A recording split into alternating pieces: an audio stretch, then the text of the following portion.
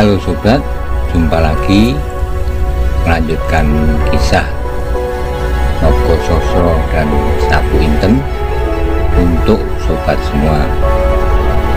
Pada kesempatan ini kita mengambil episode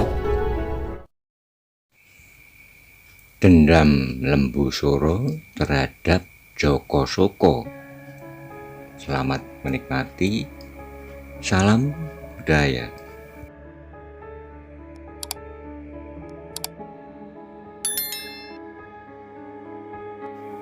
Pada episode sebelumnya dikisahkan bahwa Maiso Jenar dan kawan-kawannya mengamati perkembangan di markas sepasang uling Dairawa Pening dari tempat yang tersembunyi. Para anggota rombongan golongan hitam sudah berdatangan dan ditempatkan di barak masing-masing oleh tuan rumah. Bagaimana kelanjutannya? Mari kita simak bersama-sama. Uling Putih sebagai tuan rumah segera mempersilahkan tamu-tamunya di tempat yang telah direncanakan. Lembu Soro sebagai tamu kehormatan menempati sisi sebelah barat bersama-sama dengan uling Rawa Pening. Bagian selatan disediakan untuk rombongan dari Gunung Tidar, sedangkan bagian timur untuk gerombolan hutan Tambak Boyo. Bagian utara yang disediakan untuk rombongan dari Nusa Kambangan masih nampak kosong. Dan tempat-tempat yang disediakan untuk Pasingsingan dan Simorudro pun juga masih tampak kosong. Tapi belum lagi mereka selesai menempatkan diri, tiba-tiba dari arah utara muncullah satu rombongan yang di depan mereka berjalan seorang muda berwajah tampan.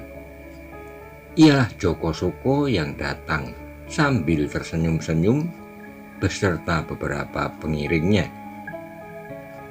Dengan munculnya Joko Soko, tiba-tiba suasana segera berubah menjadi tegang. Meskipun orang itu sendiri selalu tersenyum-senyum, apalagi Lembu Soro tiba-tiba tidak dapat menguasai dirinya. Dengan serta-merta ia berdiri sambil mencabut pedang panjangnya. Tanpa menunggu apapun ia langsung berlari menyerang Joko Soko yang baru saja datang. Joko Soko ketika melihat serangan itu menjadi terkejut, tetapi segera ia menyadari bahwa hal yang demikian memang wajar, sebab pasti Lembu Soro masih sakit hati kepadanya, karena ia sama sekali tidak berusaha untuk mencegah pada saat Maiso Jenar akan membunuhnya. Bahkan agaknya Joko Soko pada waktu itu menunjukkan bahwa ia bersenang hati atas peristiwa itu. Karena itu Joko Soko pun segera menyambut serangan Lembu Soro. Dengan cepatnya ia memutar tongkatnya dan sesaat kemudian tangan kanannya telah memegang sebuah pedang yang lentur, sedang tangan kiri memegang tongkatnya yang dipergunakannya sebagai perisai. Pada saat itu Lembu Soro telah berdiri di hadapan Joko Soko. Pedangnya yang besar itu terayun deras mengarah ke leher Joko Soko. Tetapi ternyata Joko Soko cukup gesit, sehingga demikian pedang itu menyambar. Joko Soko segera merendahkan diri sambil menjulurkan tangan kanannya untuk menyerang lambung Lembu Soro dengan pedangnya. Melihat ujung pedang Joko Soko itu tetap mengejarnya, Lembu Soro segera meluruskan tangannya pula. Dan karena pedangnya lebih panjang dari pedang Joko Soko, maka terpaksa Joko Soko menarik serangannya. Lembu Soro tidak mau melepaskan kesempatan itu. Segera pedangnya yang besar serta panjang melampaui ukuran biasa itu Diputarnya seperti memutar lidi sehingga menimbulkan bunyi berdesing dan angin yang menyambar-nyambar menyertai putaran pedangnya.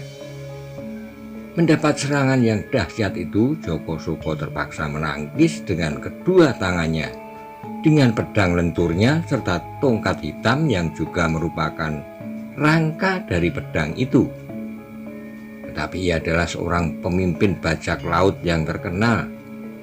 Karena itu ia segera dapat mencapai keseimbangan. Bahkan serangannya menjadi semakin berbahaya pula. Saat itu orang-orang hitam yang menyaksikan gerakan Lembu Suro yang tak mereka duga menjadi terkejut dan tidak tahu apa yang harus mereka kerjakan. Baru setelah mereka menyaksikan perkelahian mati-matian antara keduanya, mereka menjadi sadar atas apa yang terjadi. Uling Kuning yang pernah bertengkar pula dengan Joko Soko hatinya menjadi terbakar pula. Hampir saja ia ikut serta menyerang Joko Soko. Kalau sekali lagi kakaknya Uling Putih tidak memperingatkan. Biarkan mereka, kata Uling Putih. Adalah baik sekali kalau salah seorang atau kedua-duanya binasa. Dengan pandangan tidak mengerti, Uling Kuning menatap wajah kakaknya sehingga dengan tertawa pendek, Uling Putih perlu menjelaskan. Aku setuju dengan pendapat Joko Soko bahwa akhirnya kita akan saling berusaha untuk membinasakan. Kalau salah seorang atau kedua-duanya binasa, bukankah saingan kita berkurang? Kalau Lembu Suro binasa, Banyu Biru akan dengan mudah kita kuasai. Sedang Pamingit mungkin akan jatuh ke dalam pengaruh Simorudro. Tapi Simorudro itu kelak harus kita binasakan pula. Cepat atau lambat, sebelum atau sudah, Demak sendiri binasa. Mendengar keterangan kakaknya itu, Uling Kuning ikut tertawa pula. Serta tak sengaja ia memandang Loijo dan Simorudro berganti-ganti. Ternyata mereka sama sekali tidak beranjak dari tempatnya.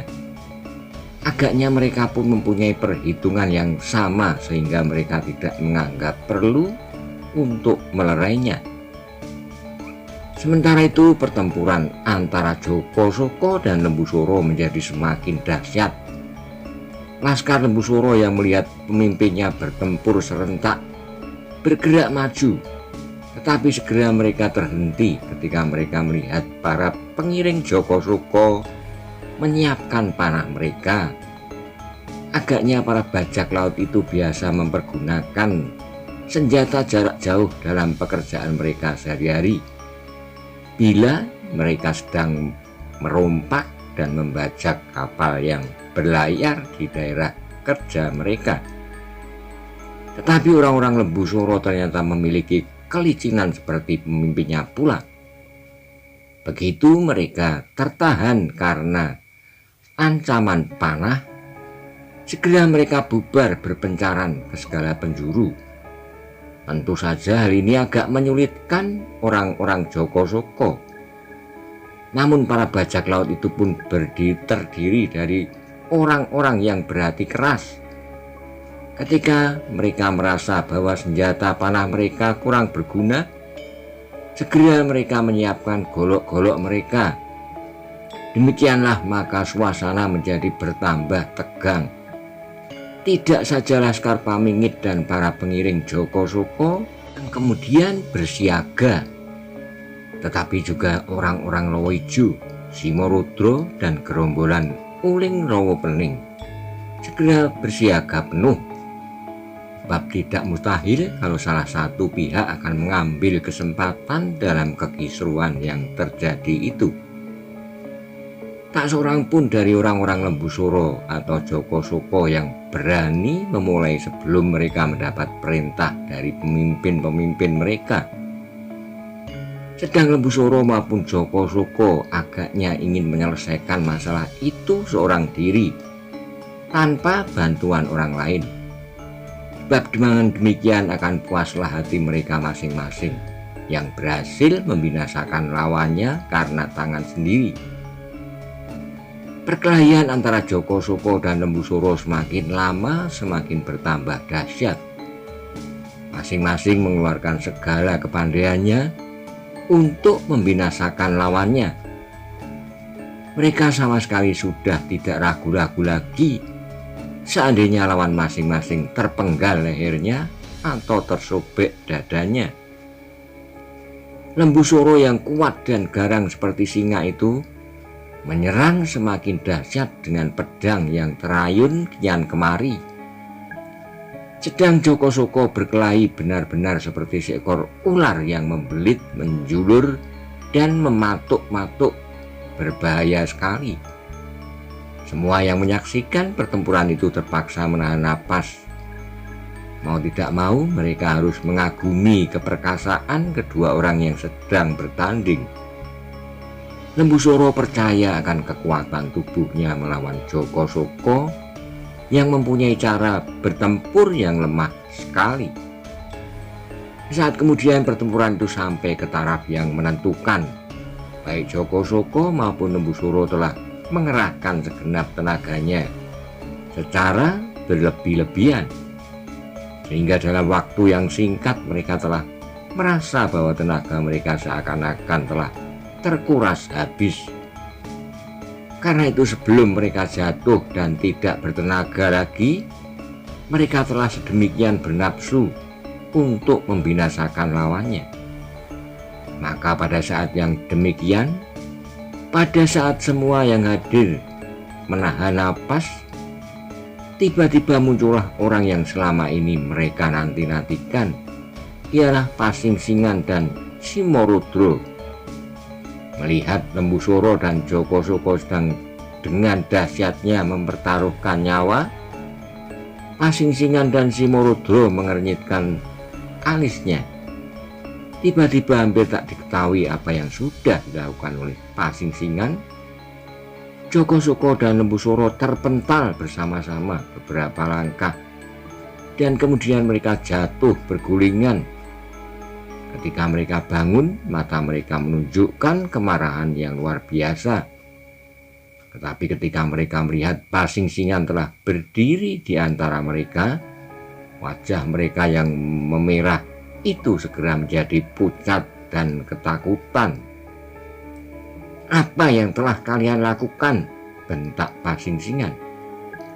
Lembu Suro dan Joko Soko sama sekali tidak menjawab. Dan karena mereka tidak menjawab, Pasingsingan segera memanggil Lowoijo dan bertanya kepadanya, kenapa mereka berkelahi?